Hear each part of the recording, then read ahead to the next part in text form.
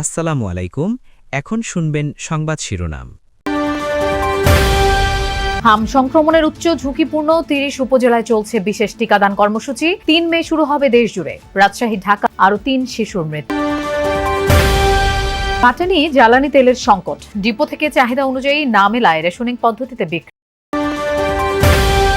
ফরিদপুরের ভাঙ্গায় ফুটবল খেলার মাইকিংকে কেন্দ্র করে ৮ গ্রামের বাসিন্দাদের সংঘাত।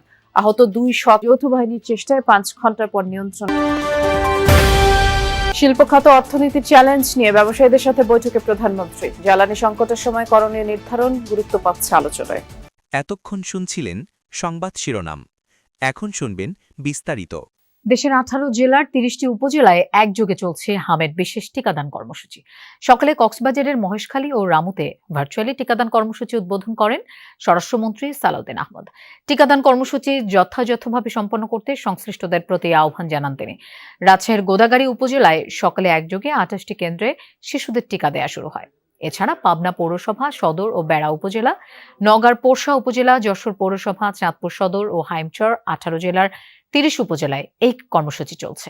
প্রতিদিন সকাল ৮টা থেকে বিকেল ৪টা পর্যন্ত ৬ মাস থেকে ৫৯ মাস বয়সী শিশুদের হামের টিকা দেয়া হবে।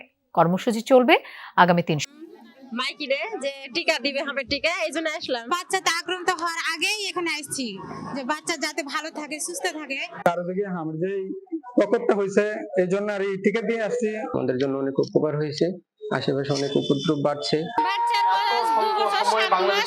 আমি আধা ঘন্টা হয়েছে আসছি, টিকা দেওয়া হয়ে গাজীপুরে 5টি আসনে 15 দিনে 28,000 টিকাদান করবে, সেটি আসলে সমাপ্ত হয়েছে। তবে উপজেলা ভিত্তিক যে হাসপাতালগুলো রয়েছে সেখানে কিন্তু আমরা দেখছি যে প্রত্যেকটি হাসপাতালে ডাক্তার তারা প্রত্যেকটি কেবিনে গিয়ে অর্থাৎ ওয়ার্ডে গিয়ে আসলে শিশুদেরকে সার্বিক যে পরিস্থিতি সেটি দেখভাল করছে এবং টিকা দেওয়ার পর তাদের শারীরিক কি অবস্থা রয়েছে সে বিষয়ে আসলে দেখভাল করছে ডাক্তাররা। তবে ডাক্তারদের সাথে কথা বলছি, তারা সকলেই বলছে যে টিকা দেওয়ার পর প্রাথমিক যে আসলে তাদের যে পরিস্থিতি সেটি আসলে এখন তারা নিয়ন্ত্রণ করছে। যদিও এখানে যারা পরিবারের গার্জিয়ানরা যারা বলছে যে 28,000 যে টিকা রয়েছে এর মধ্যে কিন্তু গাজীপুরের 5টি আসনে তেমন কোনো প্রচারণা ছিল না, যে কারণে কিন্তু অনেক স্বজনরা রয়েছে তারা আসলে জানছে না যে কোথায় কিভাবে আসলে টিকাটি দেওয়া হচ্ছে। অনেক রোগীর পরিবারের সাথে কথা বলছে, তারা বলছিল যদি এটি যদি সিভিল সার্জনের পক্ষ থেকে যদি আসলে প্রচারণা করা হতো সেক্ষেত্রে অনেকেই আসলে এই টিকা দেওয়ার জন্য উৎসাহ উদ্দীপনা হয়ে বা ওই স্থানটিতে গিয়ে আসলে টিকা দিত, এমনটাই কিন্তু তারা বলছিল। তবে আমরা বেশ কয়েকটি হাসপাতালে গিয়ে দেখেছিলাম তারা কিন্তু আসলে বিভিন্ন হাসপাতালে গিয়ে চিকিৎসা নেওয়ার চেষ্টা করছে, তবে অধিকাংশ হাসপাতালে এখন পর্যন্ত টিকা যে কার্যক্রম সেটা আসলে শুরু হয়নি। পলাশ প্রধান, আপনাকে ধন্যবাদ আমাদের সাথে যোগ দেওয়ার জন্য। আমরা এবার চাঁপাইনবাবগঞ্জে যেতে চাই। মনোয়ার হোসেন জুয়েল আছেন সেখানে। জুয়েল, আপনি টিকাদান কর্মসূচিতে সাধারণ মানুষের উপস্থিতি এবং সাড়া কেমন দেখছেন? সার্বিক ব্যবস্থাপনা সম্পর্কে একটু জানতে চাই। মধ্যপ্রাচ্যে যুদ্ধের কারণে দেশ জুড়ে কাটছে না জ্বালানি তেলের সংকট। রাজধানীতে আজও জ্বালানি তেল সংগ্রহে কয়েক কিলোমিটার দীর্ঘ সারি দেখা গেছে ফিলিং স্টেশনগুলোয়। ভোর থেকেই অপেক্ষায় গ্রাহকরা। তাদের অভিযোগ, অবৈধভাবে মজুত করার কারণেই তেলের এই সংকট। পাম্প কর্তৃপক্ষ বলছে ডিপো থেকে নিয়মিত সরবরাহ এলেও চাহিদা পূরণে তা অপর্যাপ্ত। জানান প্রতিদিন ডিপো থেকে একই পরিমাণে তেল 12 মিনিট কমে 11টা বাজতেছে, এখনো হচ্ছে আমরা তেল পাচ্ছি না আর কি। এটা আমাদের জন্য খুবই দুর্ভোগ আর কি। ফজরের আজানের পর থেকে তেলটা দেওয়া শুরু করে, তাইলে আমরা সবাই ডিউটিতে যাইতে পারি, কিন্তু ওনারা শুরু করছে 11টার থেকে। রোদ ডাইরেক্ট মাথার উপরে পড়ে, মানুষের এত কষ্ট দেওয়া ঠিক না।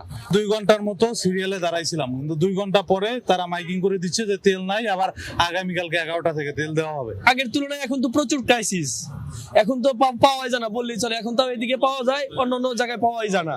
বিকাল 4টা পর আর তেল পাওয়া যায় না। জ্বালানি তেল নিয়ে গ্রাহক ভোগান্তি কমছেই না। সংকটের কারণে রেশনিং পদ্ধতিতে বিক্রি হচ্ছে তেল। সবচেয়ে বেশি সংকট রংপুর বিভাগে। কয়েকদিন ধরেই বন্ধ রয়েছে বিভাগের অর্ধেকেরও বেশি পাম্প। মালিকরা বলছেন চাহিদা মতো তেল না পাওয়ায় ফিলিং স্টেশন বন্ধ রাখতে বাধ্য হচ্ছেন তারা। প্রশাসনের তথ্য অনুযায়ী পেট্রোল ও অকটেন চাহিদার তুলনায় অনেক কম মিলছে। সংকট রয়েছে ডিজেলেরও। রাজশাহী, চট্টগ্রাম, খুলনা, সিলেট, ময়মনসিংহ বিভাগেও জ্বালানি তেল নিয়ে ভোগান্তি পোহাতে হচ্ছে গ্রাহকদের। জ্বালানি তেল সংকটের কারণে সাময়িকভাবে বন্ধ রাখা হচ্ছে অনেক পাম্প। তেলের গাড়ি আসার খবর পেলে ফিলিং স্টেশনগুলোতে ভিড় জমাচ্ছেন ক্রেতারা। চাহিদা মতো তেল না পেয়ে ক্ষোভ জানিয়েছেন গ্রাহকরা। মজুতদারের বিরুদ্ধে কঠোর ব্যবস্থা নেওয়ার দাবি। এখন পর্যন্ত তেল পাইনি, আজকে আবার দাঁড়াইছি, কি যে হবে সামনে বলা যাচ্ছে না। সকাল 10টা থেকে এখানে দাঁড়ায়, 2 লাইন পর্যন্ত এসে দিচ্ছি, ডান পাশ দিয়ে ঢুকতেছে, তারপরে প্রশাসন কিছু বলতেছে না। তেলের মনে হয় সংকট নাই, কিন্তু আমরাই সংকট তৈরি করতেছি। বুলেট দিয়ে দিচ্ছে 12টার দিক থেকে তেল দেওয়া শুরু করবে, এটা কোন পলিসি? তেল তো ছিল তখন থেকে, যদি আমাদের তেলটা দিত তাহলে।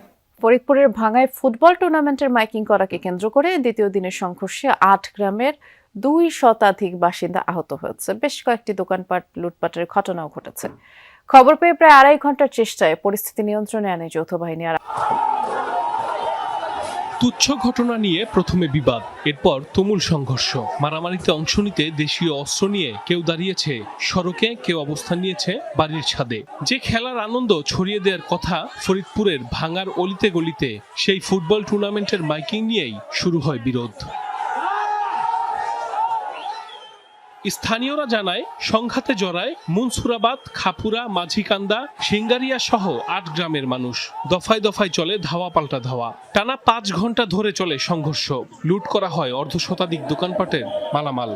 পাবলিক পারপাসে না, 2 নম্বর বই লাগতেছে, পাবলিকের ভিতরে তো ঢুকে যা ফিরাবে এমন কোনো সিস্টেম নাই। মাঝিকান্দা, খাপুরিয়া, সিঙ্গেরিয়া, পুরো 3 গ্রাম এক, আর মুনসুরাবাদ এক। আমি প্রশাসন এবং এমপি মহোদয়ের কাছে চাইতেছি যে এরকম সহিংসতা যাতে না হোক। খবর পেয়ে ঘটনাস্থলে পৌঁছায় যৌথ বাহিনী। প্রায় 2.5 ঘন্টার চেষ্টায় পরিস্থিতি নিয়ন্ত্রণে আনে তারা। এ সময় আহত হন কয়েকজন পুলিশ সদস্য। সবাইকে উদ্ধার করে পাঠানো হয় হাসপাতালে। এখন পর্যন্ত আমাদের উপজেলা স্বাস্থ্য কমপ্লেক্সে 42 জন রোগী এসেছেন। এর মধ্যে আমরা 18 জনকে ভর্তি রেখেছি, 5 জনের অবস্থা গুরুতর। 5 জনকে উন্নত চিকিৎসার জন্য ফরিদপুর মেডিকেল হাসপাতালে প্রেরণ করা হয়েছে। এখনো পরিস্থিতি শান্ত আছে। আমরা উভয় পক্ষের সাথে আলোচনা করতেছি বা পরিস্থিতি কি করে নিয়ন্ত্রণে আনা যায় সেভাবে আমাদের তৎপরতা অব্যাহত। এর আগে শুক্রবার বিকেলে ফুটবল টুর্নামেন্টের জন্য মাইকিং করে 4 গ্রামের কয়েকজন যুবক। এ সময় মুনসুরাবাদ গ্রামের রাহাত ও তারেকের সাথে পূর্ব শত্রুতার জেরে খাপুরা গ্রামের জাহিদ এবং আজিমের কথা কাটাকাটি এবং দেশের বিনিয়োগ পরিবেশ এবং শিল্প খাতে বিদ্যমান চ্যালেঞ্জগুলো নিয়ে শীর্ষ ব্যবসায়ী নেতাদের সাথে প্রথম আনুষ্ঠানিক বৈঠকে বসেছেন প্রধানমন্ত্রী তারেক রহমান। সকাল 11:30টায় বৈঠক শুরু হয়। রাজধানীর তেজগাঁয়ে প্রধানমন্ত্রীর কার্যালয়ে এই বৈঠকটি হচ্ছে। অর্থমন্ত্রী আমির খসরু মাহমুদ চৌধুরী এবং বাণিজ্যমন্ত্রী খন্দকার আব্দুল মুক্তাদিরও বৈঠকে উপস্থিত আছেন। এর মাধ্যমে দেশে প্রথমবার বেসরকারি খাত উপদেষ্টা পরিষদের আনুষ্ঠানিক যাত্রা শুরু হলো। নীতি নির্ধারক এবং ব্যবসায়ী নেতাদের মধ্যে একটি কাঠামোগত সংলাপের পরিবেশ তৈরির লক্ষ্যে এই প্ল্যাটফর্মটি কাজ করবে। প্রধানমন্ত্রীর সভাপতিত্বে গঠিত এই পরিষদে অর্থমন্ত্রী ও বাণিজ্য মন্ত্রীর পাশাপাশি বস্ত্র, ওষুধ, ফুটওয়্যার, অটোমোবাইল, ভোগ্যপণ্য খাতের 9 জন বিশিষ্ট ব্যক্তি উদ্যোক্তা সদস্য হিসেবে আছেন। তারা হলেন ডিবেল গ্রুপের MA জব্বার, প্যাসিফিক জিন্সের সৈয়দ তানভীর, অ্যাপেক্স ফুটওয়্যারের সৈয়দ নাসিম মঞ্জুর, বে ফুটওয়্যারের জিয়াউর রহমান, প্রাণ RFL গ্রুপের আহসান খান চৌধুরী, ইনসেপ